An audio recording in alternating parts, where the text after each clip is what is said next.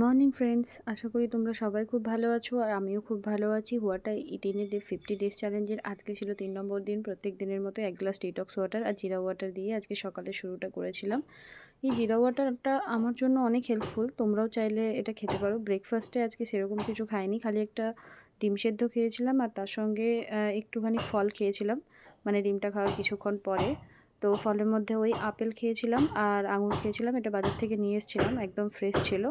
আর আঙুরটাও ভীষণ ভীষণ মিষ্টি ছিল। তারপর অত্যাধিক গরম আছে তাই একটু করে ডাবের জল তো আমি খাই, জানোই। আর লাঞ্চে আজকে সেরকম কিছু বানাইনি, সিম্পলি বানিয়েছিলাম মাছের ঝাল, তার সঙ্গে বানিয়েছিলাম পটল আলুর তরকারি, পাঁপড় ভাজা, ডাল আর ভাত। বিকেলবেলা ওই 1 কাপ মতো গ্রিন টি খেয়েছিলাম, কারণ গ্রিন টিটা আমার শরীরের জন্য খুব হেল্পফুল। তোমরাও চাইলে ট্রাই করতে পারো, বেলি ফ্যাট লসের জন্য খুবই ভালো।